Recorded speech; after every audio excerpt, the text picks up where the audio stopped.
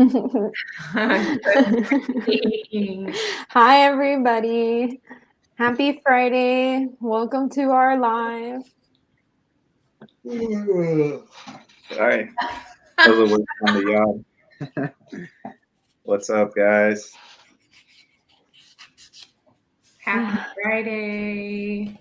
I know. Made it through enough. These weeks seems to fly really, really fast. Like it feels like we just did last Friday's live, or we just did. I feel like time always goes by fast. It's pretty crazy. Like it's already September 9th. Christmas is gonna be here before you know it. Oh my gosh. Yeah, that baby's gonna be here before you know it. Don't say that. I'm a little stressed. When's your appointment? Today at 2 our time. Okay. But Hey. for Joseph, it's at 1:30. Yes. When your integrators are late to everything, you gotta tell them a different time. Isn't that funny though? Isn't that a funny concept of integrators? Like, okay, anybody listening who's an integrator, are y'all late to stuff all the time? You just like have no concept of time. I know, because we realized all three of our integrators are like that. Like, That's so funny. Myron's has no concept of time. Ione, she doesn't like time. Joseph doesn't like time. It's just an interesting dynamic.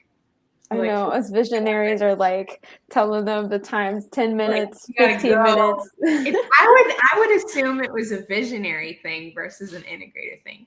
I feel like visionaries, they're just like, oh, so out there and in everybody's faces that they don't pay attention to time or anything. But that's funny. That's interesting. Good morning. Good morning. How is everyone doing this morning? Welcome to our live. We're missing a couple, missing a few people. We're handling some deals. Myron's over in Denison looking at a property. Oscar's handling a deal right now. He should be on in a little bit. But this is. You got us now. This is authentic. Authentic. Yeah, this is how it works. Sometimes the team has to divide and conquer to get stuff done, right? And we're going to be doing our underwriting Zoom at 12. I think a lot of people are coming to that. I'm excited for that. So today, Joseph's going to be focused primarily on underwriting y'all's deals. Because I know last time it got cut short early, or he'll be teaching and doesn't get to underwrite y'all's deals. So today he's going to be going over as many deals as he can in whatever time we can make happen. Sweet. So get your calculators ready. I know. Or as Pace would say, get your androids out.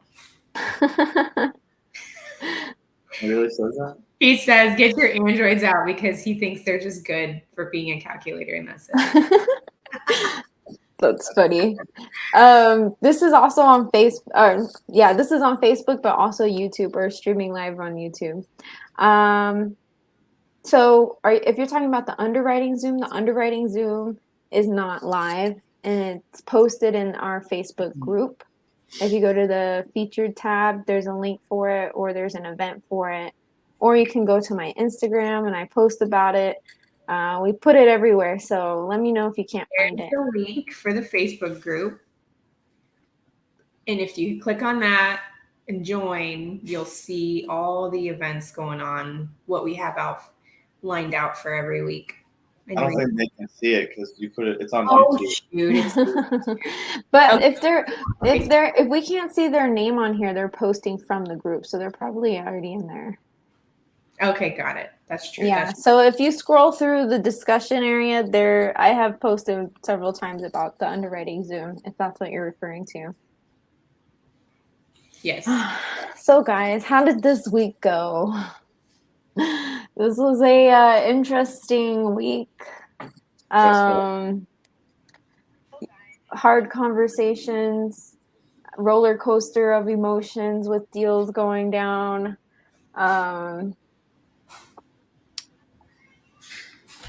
Yeah. don't even know where to start. Well, let's start with the good. Okay. So the good, right off the top of my head, is that we're going to walk a property next week. Well, portion of us are going. Wait, are y'all going? No, Okay, I gotta wasn't sure. pack. I want to. Yeah, we got to pack. So We got- half of our team will be traveling a couple states over to go look at a deal that we're more than likely going to be putting under contract.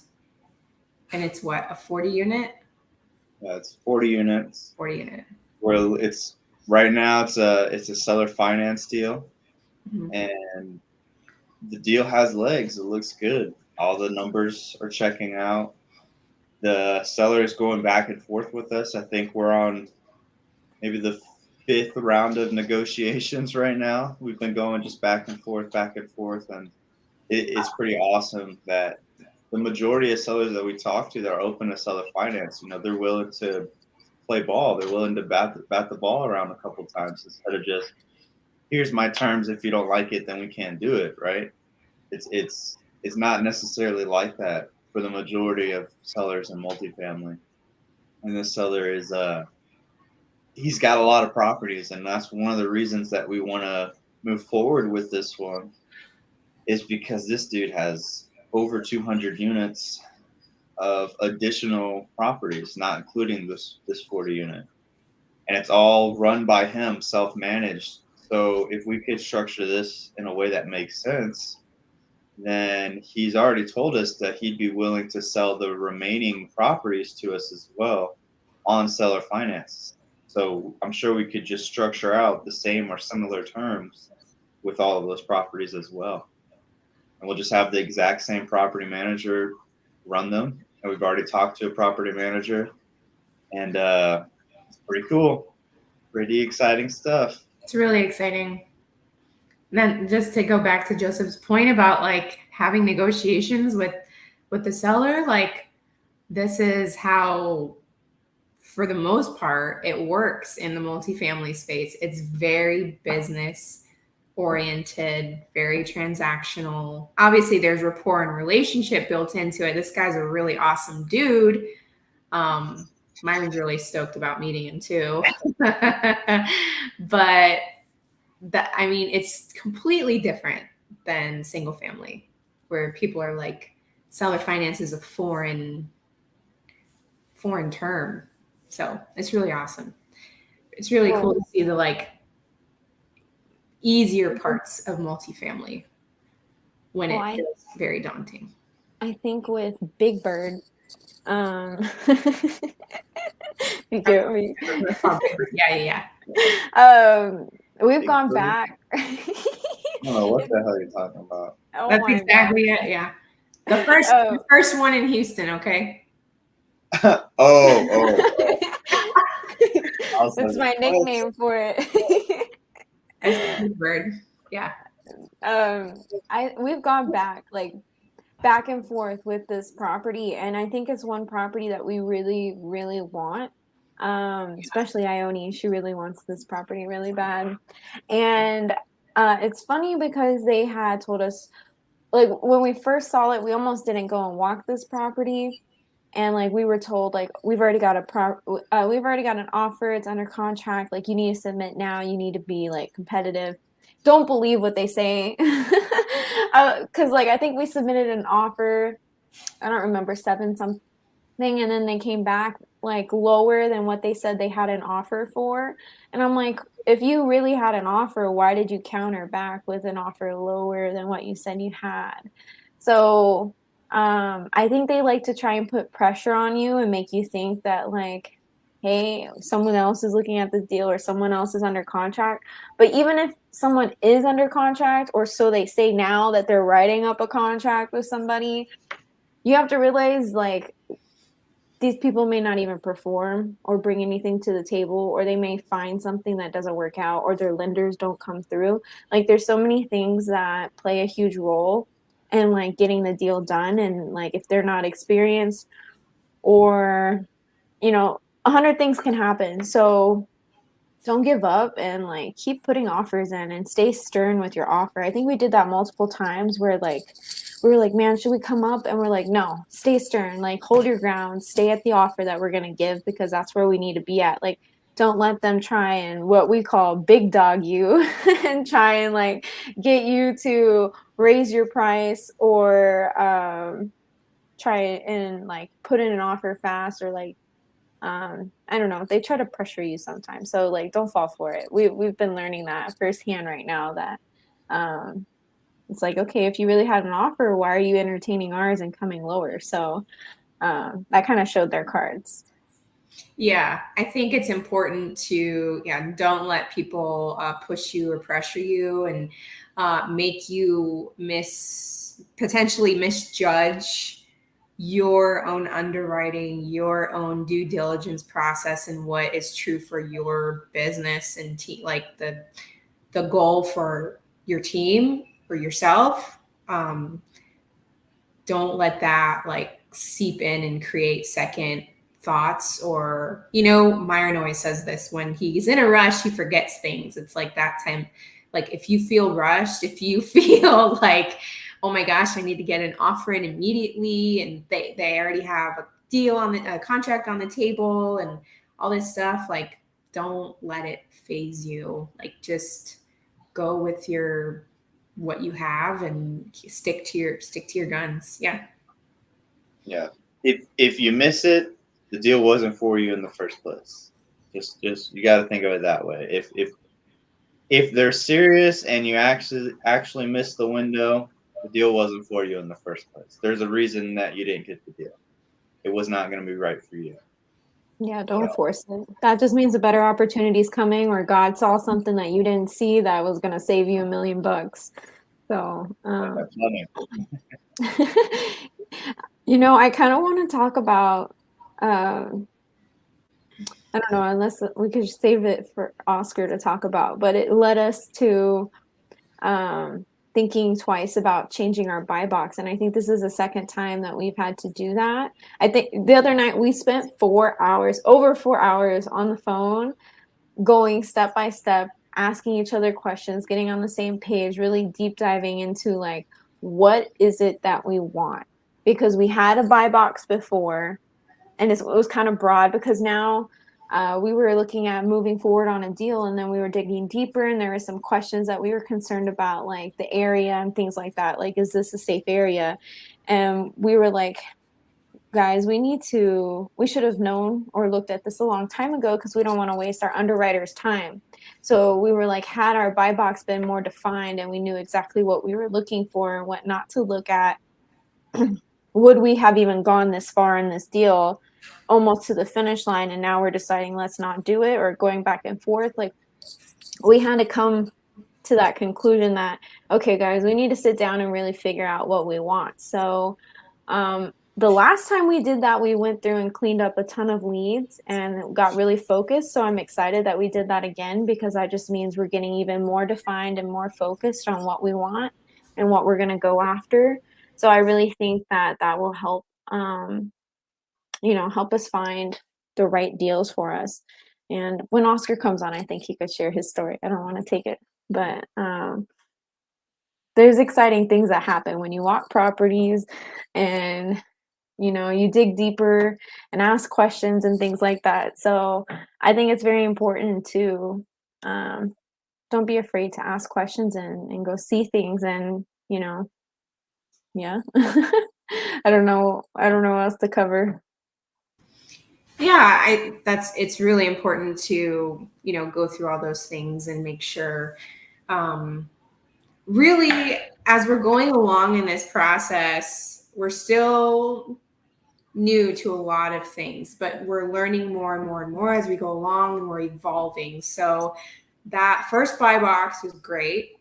It got our like foot in the door, right? And now that we're in the door, we're thinking about all the other different elements of how we're using our time wisely, much income producing activities, because it takes our underwriters so much time to sit there and underwrite not one deal, but multiple deals. Like we probably have 10 plus deals that need to be under, like, hi. I would say more than that. More than that, yeah. And we're still like going back and forth and negotiating and everything like that. Hi. She brought us grapes, guys. Aw, thanks, Sunday. Thank I you. have one. More grapes. Can always count on Sunday with the snacks. Oh, she loves the snacks. So sorry. But what I'm saying is, here you go, baby. What I'm saying is that. Wow, you got a lot. Yeah. I love her. As we evolve, we're getting better and better and better of like, what are we in alignment with, right? And I think that's super important whether you're working by yourself or on a team. You have to be self-aware along the way of, okay, is this in alignment? It's like a pulse check on where you're at, and just to keep you moving forward. And you're gonna like, it's that like funnel effect. Like we were at the top and now we're like filtering, and we're getting more and more niche in what we're looking for and how we're spending our time. And the deals that we want to come to us now will come to us easier because we have our eye on it. It's like that. Pace told me this at the mastermind. It was like my biggest freaking takeaway, even though it's super cliche sounding, but it's like what you focus on expands. And it was like, it hit me in such a different way because it's like, yeah, you're right. And it's like, look at us focusing on multifamily. Look how much it's expanded. I need you to do Okay. How much it's expanded for us in such a short amount of time. And now that we're like narrowing down what we're doing, it's going to expand even more because we're just becoming more and more in alignment. There you go. Does that work? No, it doesn't work. Okay. But yeah. I need to pick some out. Okay. There you go. So I think that's really No, hold on. get the grapes You guys off. go for it. I love Sunday. This could be our last one. Huh? I said Oh, that's I know. Good. Today we find out what the baby is that we're having, boy or girl. That's exciting. But anyway, side note. Well, if Oscar's not coming on, should we just give a glimpse of like some craziness that happened for our Definitely. team? Take it away, man. For sure. Oscar and Ione walks a property, and here's the good of it: Oscar saved a life, which was awesome. And the property looked good. Yeah, the property looks good. Like, I guess the ugly was that like Oscar came up and found a guy with a slit throat behind a dumpster. But thankfully Oscar was there, called 911, and I think the guy is okay. But that was just crazy. Like the things that you come across. Yeah. Like, lead up into the story. You just, here it is. well, I'm straight to the point. I don't know how else to butter it up. I mean, something crazy. I remember when Oscar called us, I was like, what? I was like, that's crazy. Like, what if he wasn't there? That's crazy. I think God planned it for a reason. Who knows the reason why that guy was there or what happened, but at least, Oscar was able to get some help sent his way, which is just crazy. It was just mind blowing. Yeah, that was I don't know. This is the life of our team. The roller coasters we deal with weekly is like, oh God. So to elaborate on that a little bit, once we heard that, we wanted to look a lot deeper into what's going on around this property because the property looks great. Like it's a Class C, but it's more than halfway finished with renovations. Like it looks immaculate. The inside of all the units looks really good. And for us to come in, we would be cash flowing day one. It's not super crazy, high expensive. The numbers make sense. And the only thing that, was really kind of stopping us was that, right? We don't want a dead body on the scene of the apartments, right? That's pretty crazy. No. Luckily, the guy, didn't die. He was able to call the cops in time and get him some help. So we don't know whether that guy did it to himself or whether something happened to him, but it made us question it, right? So we started looking further into the demographics of the area and what's going on. And to be honest, I'm not entirely sure. I mean, we called a lot of people, and everybody said the same thing, right? It's lower income. It's not necessarily a dangerous place. Um, there is a lot of like petty crime where there's like people come and steal things or take stuff off of their lots or things like that. Maybe a break in. So it's definitely lower income and it has those, but no one really said like I'm scared to go there. I'm scared to walk around that area, right? And I even called a buddy of mine that went to school in that area because it is a college town. And I called him and he was there for 4 years, right? He's like, honestly, man, I know I'm not gonna be much help, but I would never had an issue. I never saw anything that was concerning for me. He's like, yeah, you'd see like crackheads walking around, but you see that everywhere you go. I mean, it's true. Out here in Tucson, you got a lot of them.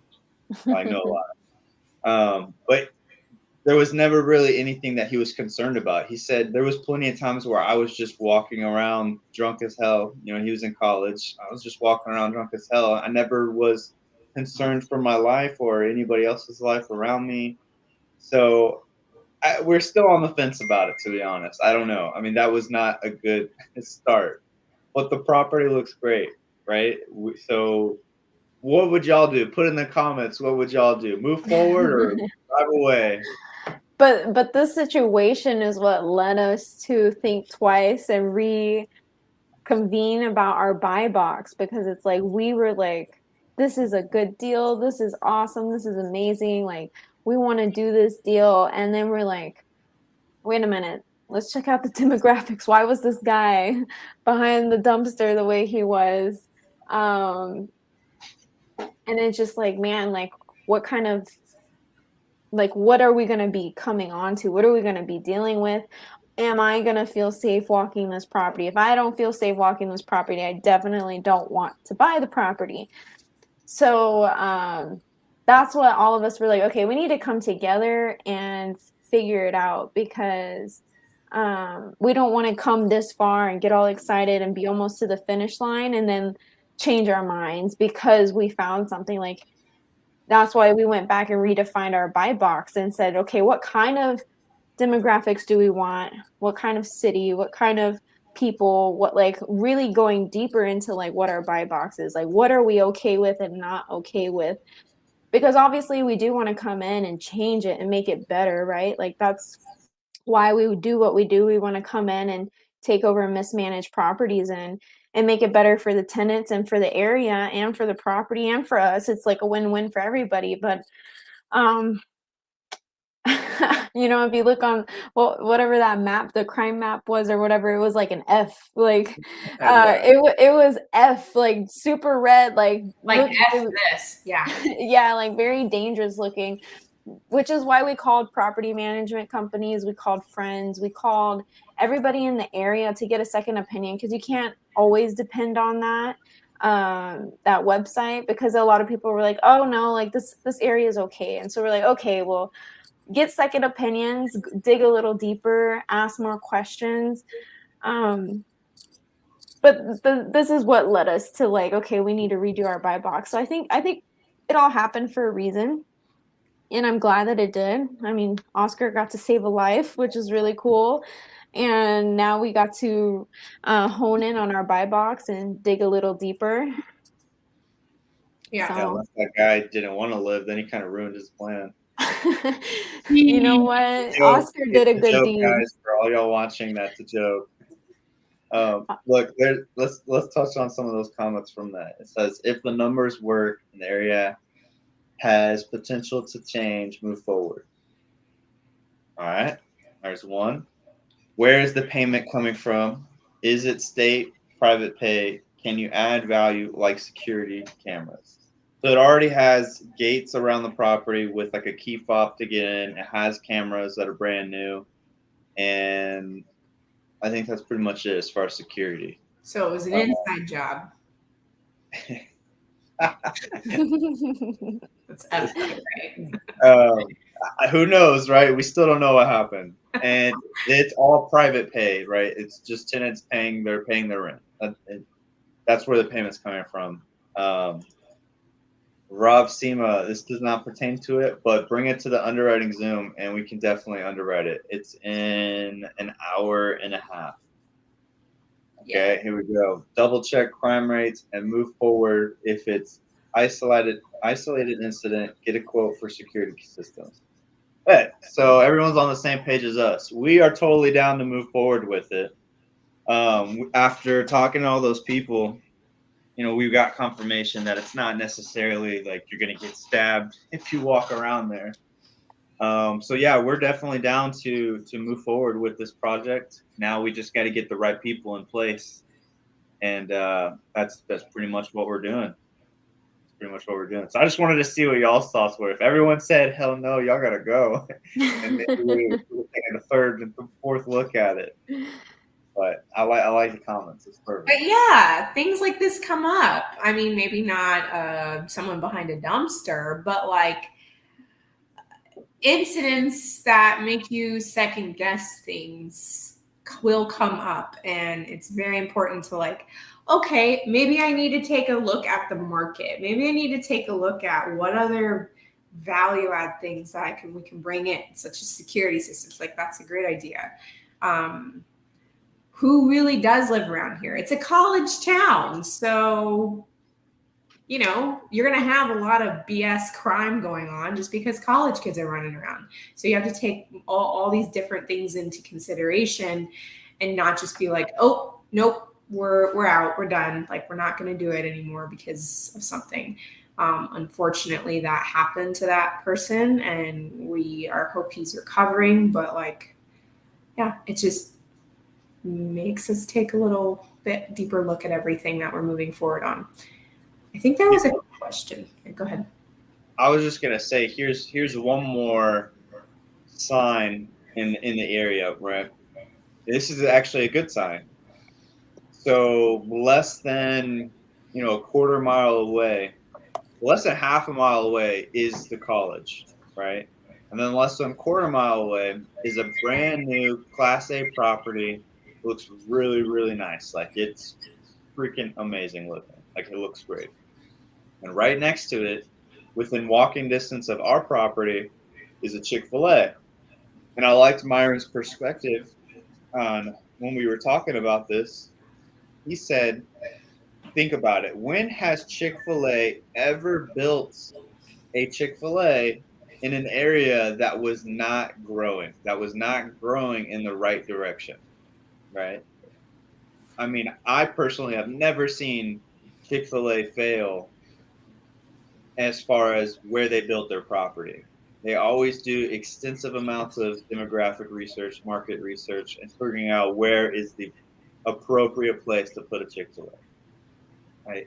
So for us, the fact that there's a brand new Chick-fil-A over there is a really good sign for us that that area is gentrifying in the direction we want it to. Right? Well, also the Class A. Yeah, and the Class A, yeah. Yeah, the Class A also helps as well. And now you make me want Chick-fil-A. We can't talk about food. I'm like, man, that sounds real good. Side comment: there's a rule on our Zooms that you're not allowed to talk about food when KJ is around because whatever is talked about, he wants to go get it right away. Like it's the baby. The baby wants it, not me. The baby wants it. Exactly. Awesome. Blame it on the baby. Mm-hmm. That's funny. Josh says, if you have Class A that close in those commercial remnants like Chick-fil-A, you're good.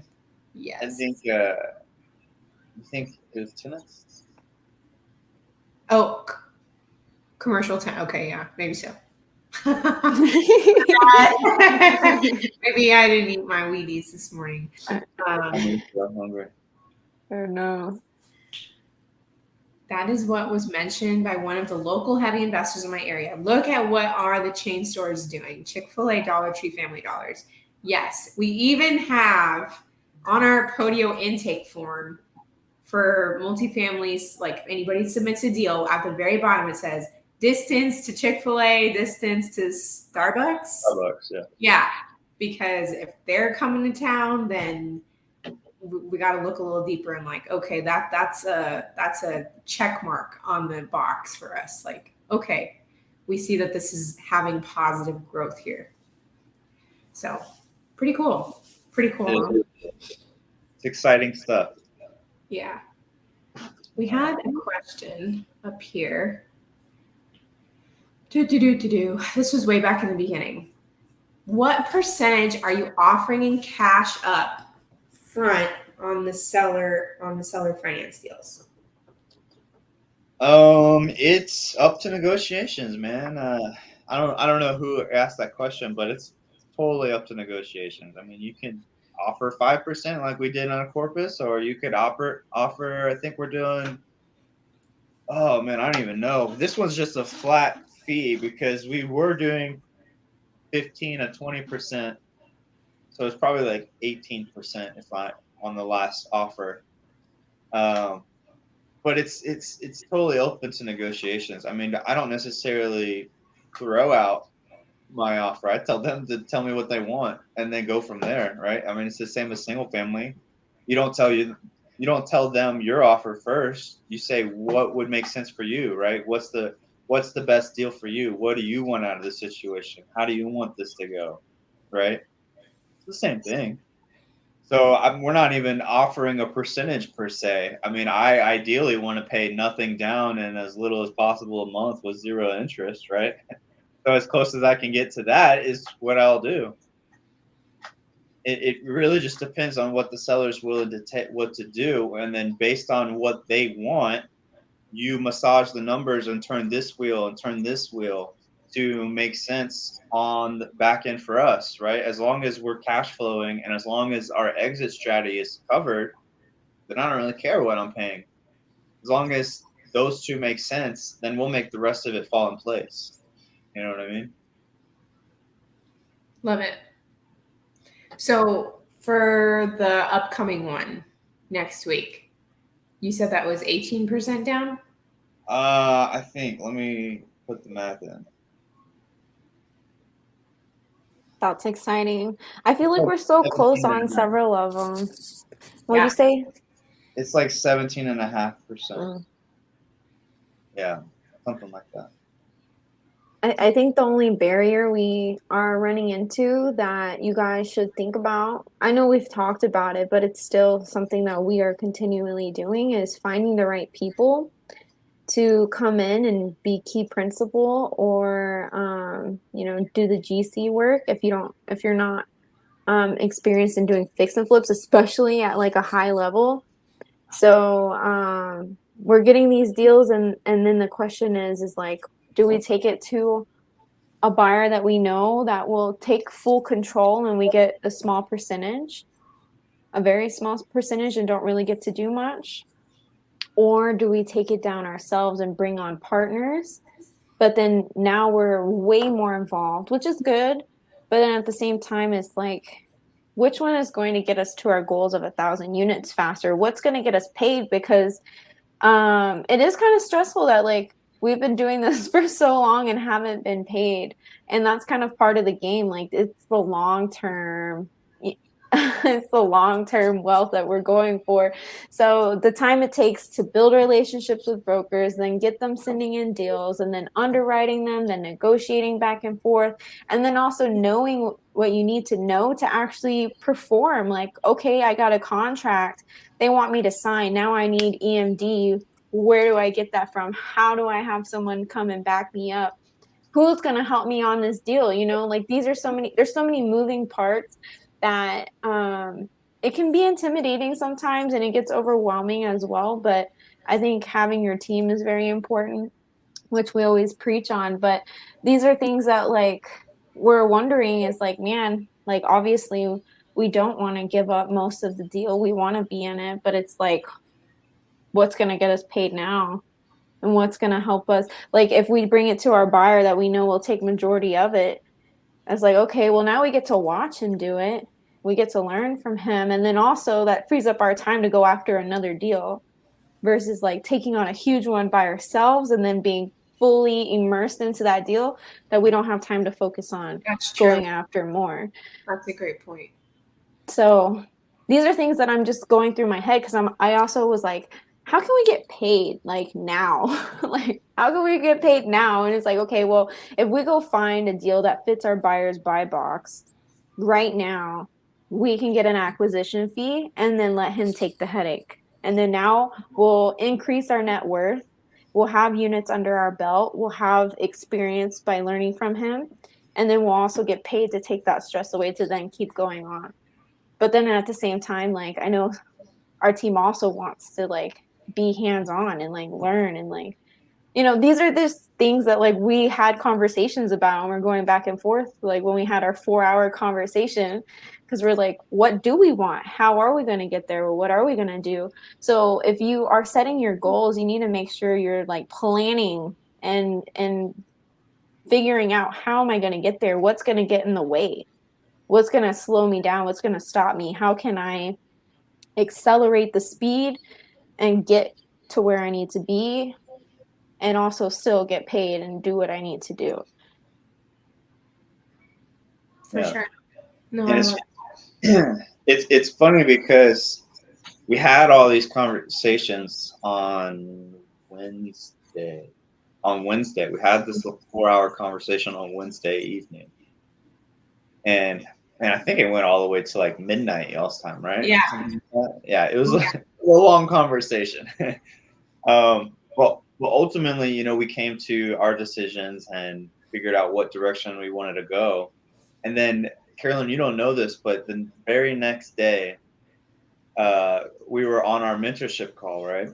And he said, somebody asked it like, how can we get a deal the fastest or something? I don't remember exactly what they asked, but his answer was, he said the biggest mistake that people make when they're trying to get into this space is they try to do everything themselves. They want to own the deal, run the deal, be everything in the deal because they don't want to give up their equity. They don't want to give up any position in the deal. And he said it makes so much more sense to retain a small portion of a large deal than it does to keep all of the portion of a small deal, right? And it's funny because that's exactly what we were talking about. One of the things we were talking about, like one of many things we were talking about the night before. And it's funny, as soon as he said that, I direct messaged Oscar on the Zoom because Oscar's in the thing as well.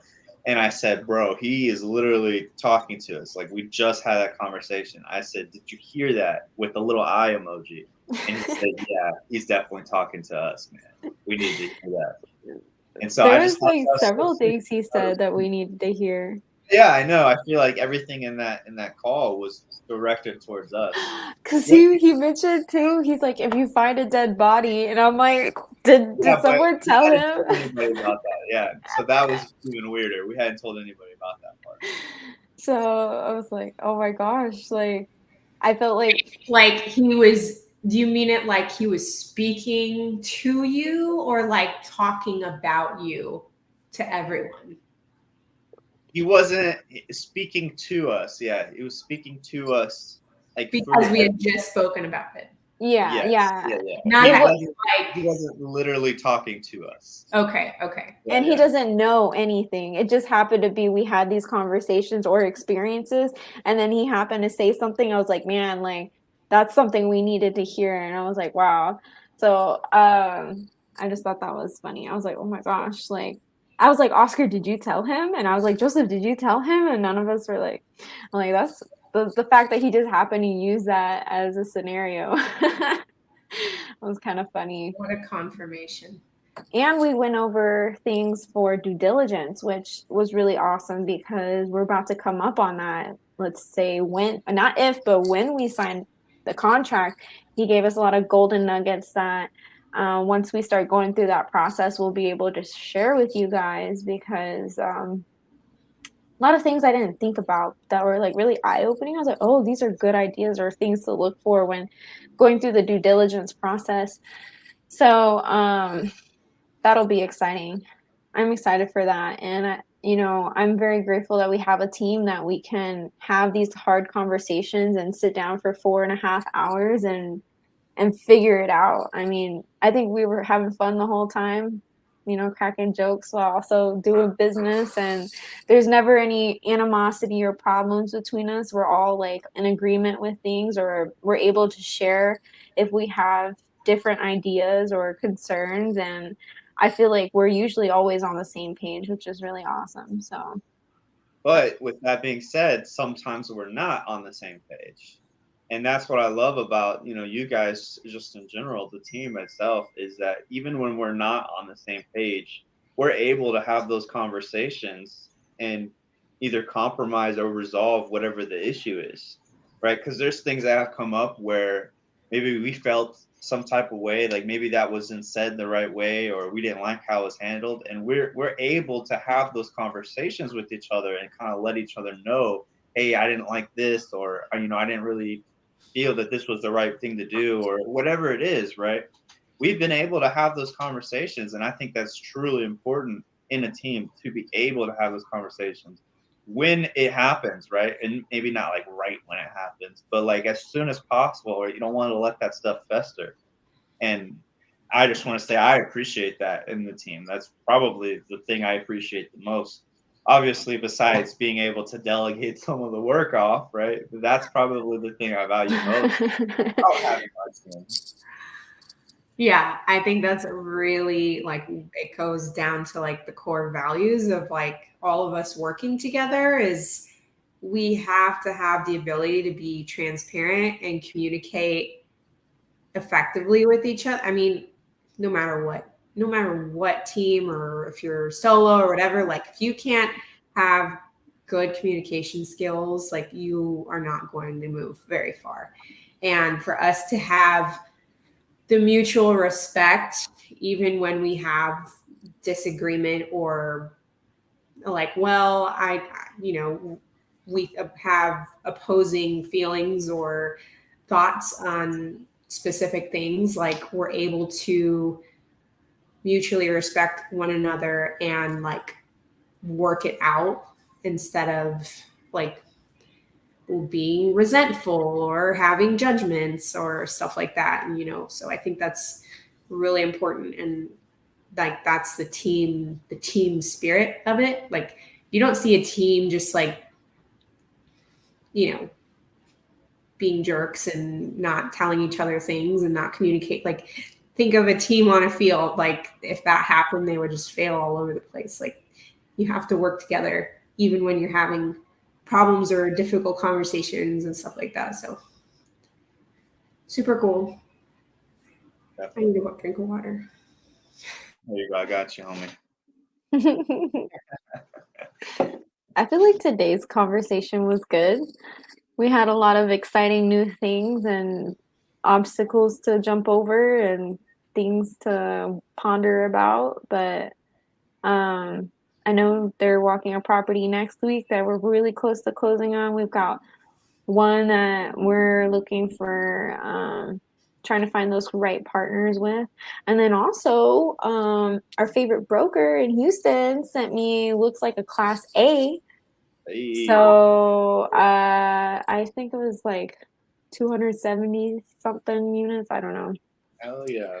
That's more than a fourth of our goal right there.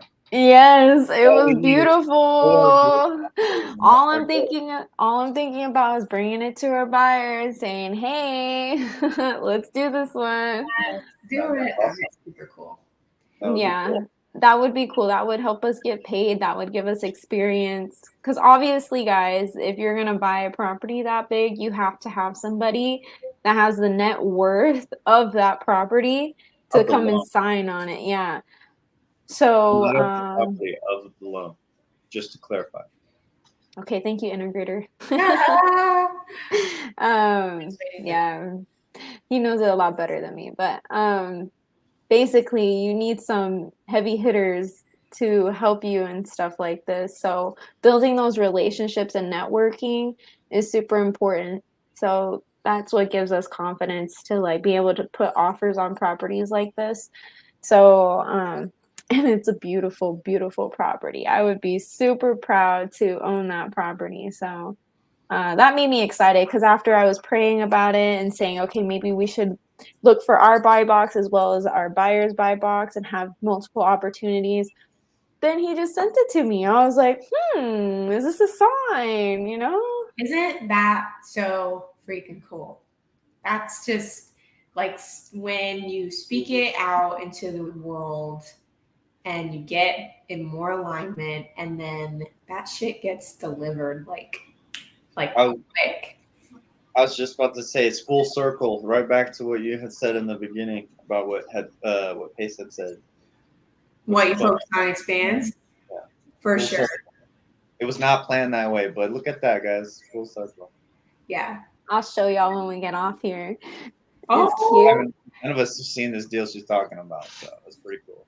I want to share like a quick short story. This has nothing to do with real estate or multifamily, but it goes, yeah, it goes back to that what you focus on expands, or when you're in alignment and you know what your value and your worth is, and take it however you want to take it, apply it to your personal, your business, whatever. But some of you may know that before real estate and even sprinkled throughout our real estate journey, I do photography. Like that's been like my side hustle thing for like ever since Charlie was like a 1-year-old. So that was my good little side money while Myron had a W-2. So every now and again, I do some work. I do some gigs. And I got presented with an opportunity to do an elopement in another state. It was a referral from a friend that she's great. I've done photography for her and her family for years. And it was really sweet of her to refer me. And so this particular person asked me for options and pricing, and granted their big day is like 1 month away. And I'm sure all of you who are married and who've hired a photographer know that that is a big decision and a big investment to make because it's your wedding day. So I gave her two reasonable options, and she wanted to go even lower than the amount that I had on my first option.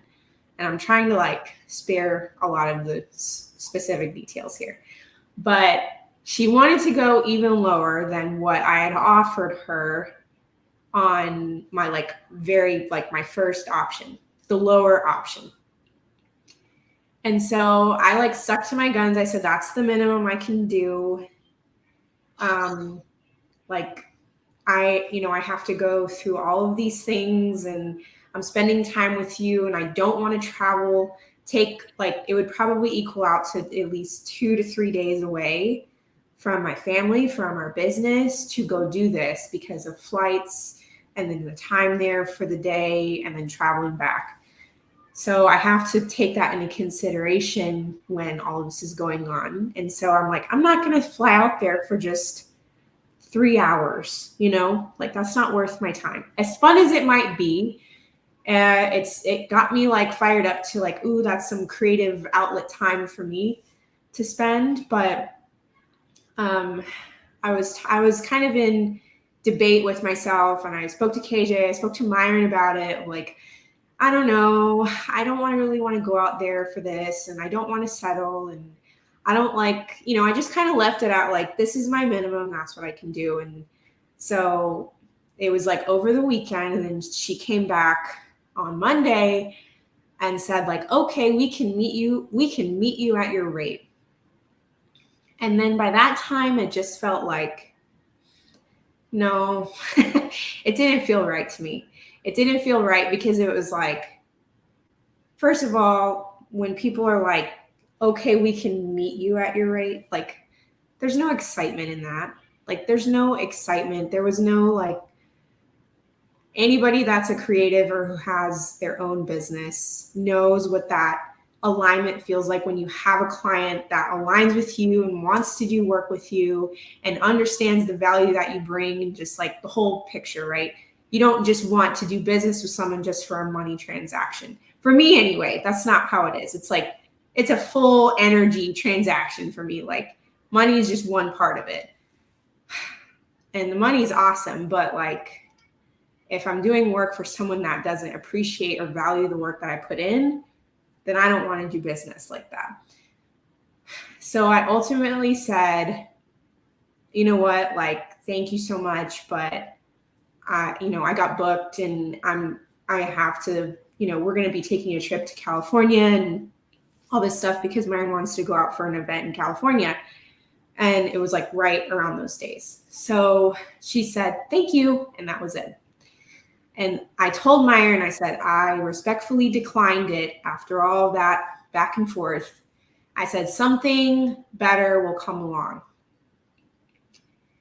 And then, what was it? Like the next day, I think it was the next day, we got a message from someone that we've been waiting for a payment on for a long time. It was like a back payment on something that we were like going back and forth with them about that. It was a good little decent chunk of money. And we thought we weren't going to get that money. And now they said, we're just going to pay you out. We're just going to pay you out. And it's going to be like, we're going to send the payment in a couple days. And I thought it was really funny. I told Myron, I said, remember when I said something bigger and better is going to come along? And he like lost his mind because he's like, oh my God, I didn't even think about that. And I said, the world works in mysterious ways because like when you think it's like something that's going to come along, it's totally not. Like it's totally like completely different. Like you might think something's going to come into your path, like, oh, maybe it wasn't this photography gig, but it's going to be another photography gig that's going to be way more money and like everything aligns and everything like that. And it wasn't even that. This was like double the money of what I had offered, like our payout, and totally different, just some random thing that just came through. And so long story short is like, stick to your guns and hold in alignment for what you think you're worth.